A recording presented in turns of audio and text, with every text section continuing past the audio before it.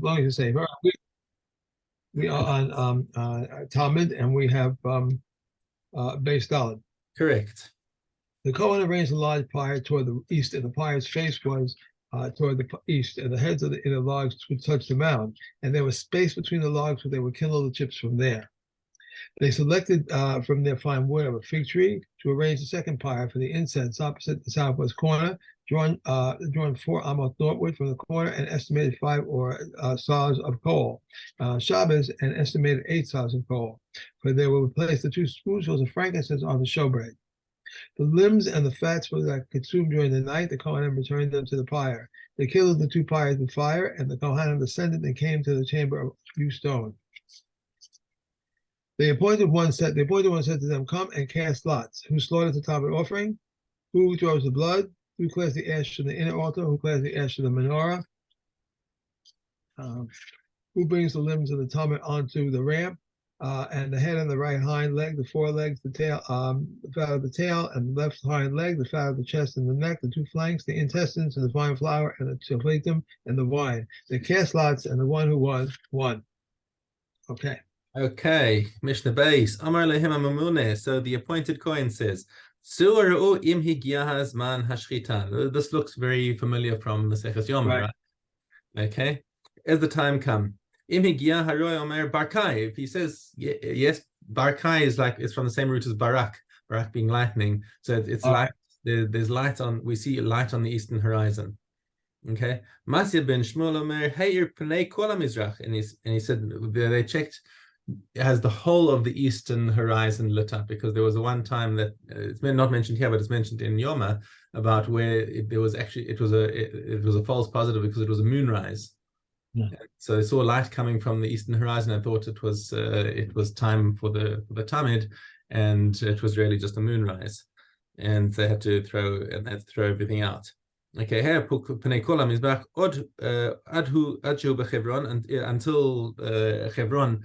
Hebron is in the south, so in other words, the eastern horizon has to light up all the way until Hebron in the south. And he says, "Yep." We see Hebron a lot in several of the Mishnayos that we've seen. That the point of talking about is Hebron. I can't remember right now what was there a couple of things we've seen about Hebron. Are there any others? Right. I'm just trying to think if there's any other Mishnah that refers to Hebron. No, maybe I'm wrong. Maybe this was the Mishna then. See. I don't think so. Yeah. Okay. Anyways, Amar Lahim Tu'u v'haviu taleh milishkas telaim. He says, "Okay, go and bring a lamb from the chamber of the lambs." Okay, they have a v'harei lishkas telaim haisa b'miktzot fonis maravis. So it's in the northwestern corner of the Azara is a chamber of the lambs where they kept a minimum of 6 lambs there that had already been checked, so that they don't have to fuss over checking it again.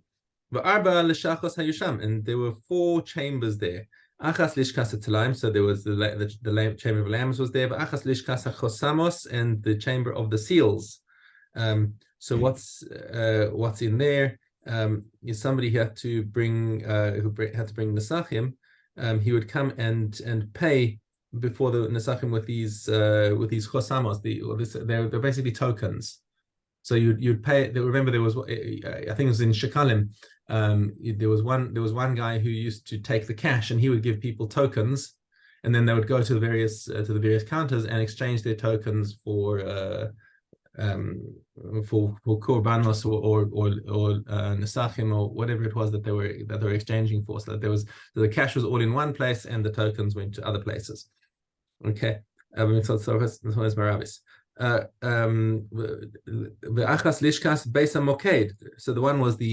another one was the place with the fire. Remember, that was the place where the Kohanim used to warm themselves up after going to mikveh.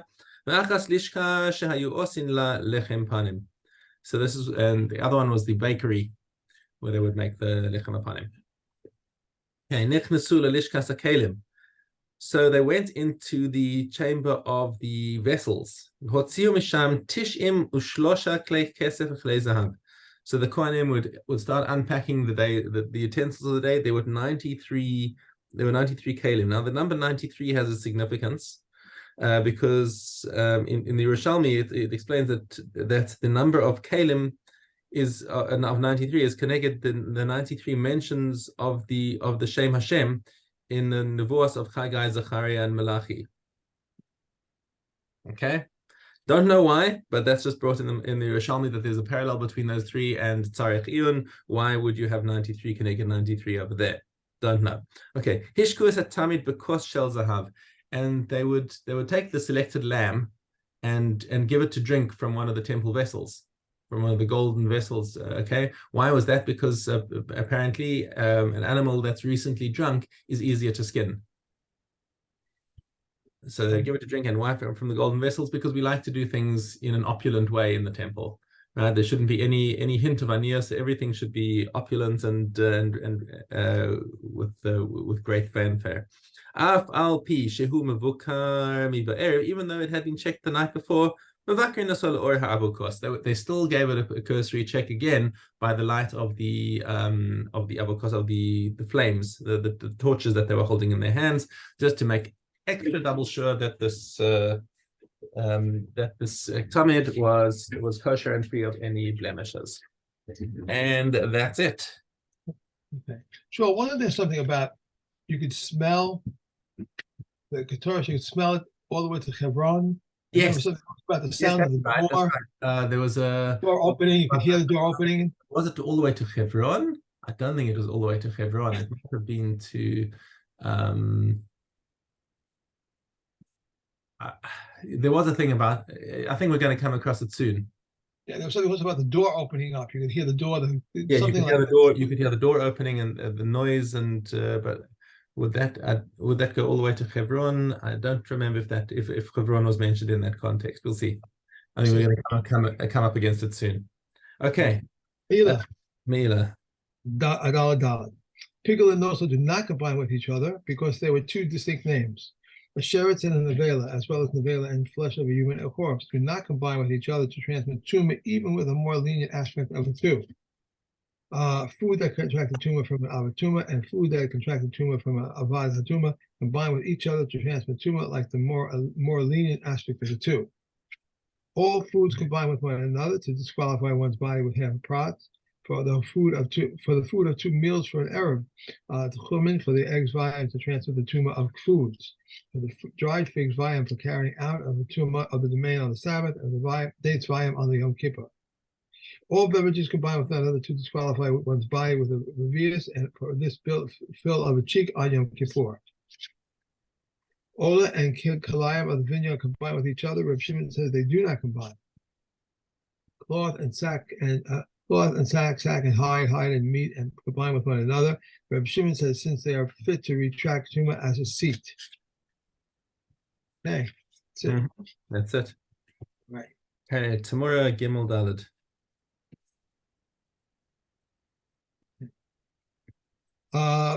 But is it not the voluntary communal offering also in all of that? So what is the difference between the words of Elazar and the words of the Chachamim? Rather, when an animal comes as an obligatory offering, the owner must lean on it and bring the libations, as libations are brought from his friends. And if the owner was a Kohen, the right to perform the service that is hide belonged to him. But when it is a voluntary communal offering, the owner does not lean on it and does not bring libations for it, but rather, and its libations are brought from the communal funds. And even if the owner is a Kohen, the right to perform its service and its hide belongs to the members of the Mishna. Concerning the tumor of the firstborn animal and the animal tithe their offspring and the offspring of their offspring ad infinitum. All these are like the original offspring and tithe offerings, but they are eaten by the owners when they are blemished. What is the difference between a firstborn or tithe animal and all the other offerings? That all offerings may be sold in the market and slaughtered. In the market and may be weighed against the litra weight, and with the exception of the firstborn and the tithe animals, and all offerings are subject to redemption, and their temoras likewise are subject to redemption, with the exception of the firstborn. And tithe animals and all sacrificial offerings are brought from outside the land of Israel, with the exception of Bakor and Maisa animals. However, if Bakor or Maisa animals are brought, if they are unblemished, they are offered. If they are blemished, they are eaten in their blemished state by the owners. Reb Shimon says, what is the reason for this difference? It is that Bakor and Maisa animals have a remedy in their present place, but in the case of all other offerings, even if they develop a blemish, they remain in a consecrated state. The offerings of a katos, the tamor of a katos, and the katos owners are died, are left to die. The katos whose year has passed and one that was lost and there found blemished that the owners then atoned for their sin. The original katos is left to die. It does not make it tamor, and one may not derive benefit from it, nor is it liable for mila. But if the owners did not yet atone for their sin, the original katos should be left to graze until it develops a blemish, and it should be sold, and it should be then bring another offering with the proceeds. It makes it tomorrow, and one is liable for Me'ilah. Okay. Okay. And we are on to That was Menachem. Gimel. Gimel. All milk offerings which are prepared in the vessel require 3 applications of oil for pouring, mixing, and placing oil in the vessel prior to the preparation. The kalos, however, one mixes them. These are the words of Rebbe. So the comments say all as fine flour. The kalos require mixing, and the rikikim are anointed. But how are they anointed? Like a key, a key, right? It's an egg. Key, right? Yeah. The remainder of the oil is eaten by the kohanim. All mincha offerings which are prepared in a vessel require breaking it to pieces. The mincha offering of a Mishna, 1 folds in 2, and the 2 fold into 4 and separates them. The mincha offering of the kohen, 1 folds in 2, and the 2 into 4, and 1 does not separate them. The mincha offering of the anointed kohen, he did not fold. Reb Shimon says the mincha offering of the kohanim and the mincha offering of the anointed kohen are not broken into pieces, since they do not require kamitza, and wherever does not require kamitza they need not be broken into pieces, and all of them are an olive volume. All mincha offerings require 300 rubbings and 500 poundings, and the rubbings and poundings are to the wheat. Rabbi Yoshi says even to the dough. All mincha offerings are brought in groups of 10 loaves, except for the lechem upon and the ketlitim of the kohen gadol, which are brought in groups of 12. These are the words of Rabbi Yehuda. Rabbi Meir says they are all brought in groups of 12 loaves, except for the loaves of the total offering and the mazes offering, which are brought in groups of 10. Okay. Okay. Yep. Next. We go on to Baba Metzia. Okay, good. If one deposits money with another and he tied it up and slung it behind him or gave it over to his minor or to our daughter and locked the door before them inadequately, he is liable. Since he did not watch his shomer do, but he watched as shomer do, he is exempt. If one deposits money with a money changer and it is tied up, it may not use it. Therefore, if it is lost, it is not responsible for it. If it is untied, he may use it. Therefore, if it is lost, he is responsible for it. And with a householder, however, whether it is tied or untied, he may not use it. Therefore, if it is lost, it is not responsible for it. The storekeeper is like a householder. These are the words of Meir, and Rehuva says the storekeeper is like a money changer. Remember, we just did this in Me'ilah. Yeah, same thing. But there we were talking about Me'ilah, and here we're talking about taking a loss. If the money gets lost, is he considered a shomer chinam or is he considered a shomer sachar? Right.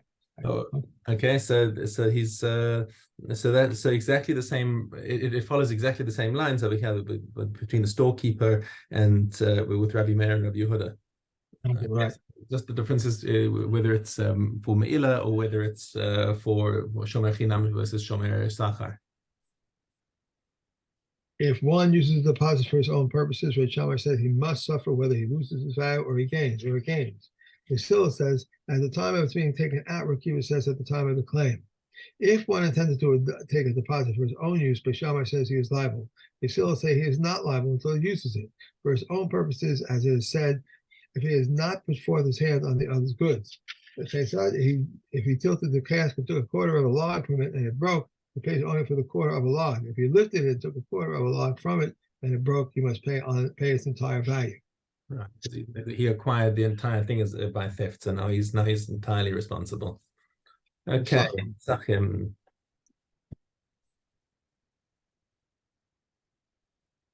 The Pesach offering was slaughtered in 3 groups, for it is written, and the whole assembly of the congregation of Israel shall slaughter it. The verse mentions assembly, congregation in Israel. The first group entered, and when the temple courtyard was filled, they closed the gates of the temple courtyard, and it sounded a tekiah, teruah, and again a tekiah. The Kohanim stood rows upon rows, and in their hands were silver bowls and golden bowls. One row was altogether of silver, the other was of gold. They were not mixed up together, nor did the bowls have bases, lest they set them down and the blood congealed. a Yisrael slaughtered it, and the Kohen received it, and he would hand it over to his fellow, and he to his fellow. He would accept the full one and return the empty one. The Kohen nearest the altar would throw it with one. Would throw it with one toss opposite the base. When the first group left, the second group entered. When the second group left, the third entered. Like the procedure of the first, so was the procedure of the second and the third. They recited the Hallel. If they finished it, they repeated it, and if the repetition was completed, they would recite a third time, although they never did recite it a third time. Rabbi Yehuda says the third group now never reached as far as I love or Hashem hears because people were few. Okay, that's it. We've done 3. Okay, and last we have Nida.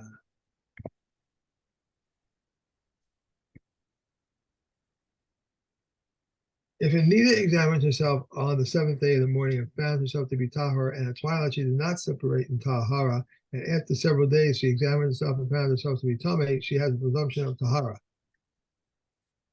If she examined herself on the 7th day in the morning and found herself to be Tamid, at twilight she did not separate in Tahara, and after some time she examined herself and found herself to be Tahor. She has a presumption of Tuma, and she conveys Tuma retroactively for a period of 24 hours or from examination to examination. But if she has a fixed period, if time suffices for her, Rabbi Yehuda says as long as she did not separate in Tahara from the time of Mincha on later, Amicha or later, she has presumption of Tuma. But the comments say even if the second day of her Nida period she examined herself and found herself to be Tahara, and at twilight she did not separate in Tahara, and after some time she examined herself and found herself to be Tameh, she has presumption of Tahara. If a Zav and a Zava examined themselves on the first day and found themselves to be Tahor, and again on the 7th day and found themselves to be Tahor, but on the other days between they did not examine themselves, Rabbi Eliezer says they have presumption of Tahara.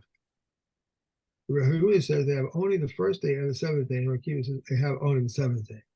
Regarding a Zav, a Zava, a Anida, and a woman who has given birth, and a Mitzorah who died, they can pay Tumah through Maisa until the first flesh decays, but a non-Jew who dies is pure of conveying Tumah through Masa. But Shmei Shammai says all women who die are Nidas, but the Hillel says only one who has died when she actually was a Nida is a Nida. Okay. Zero. Okay. Thank you. Have a good day. I hope your electricity. Have a lovely day. Okay. Be well. Thank you.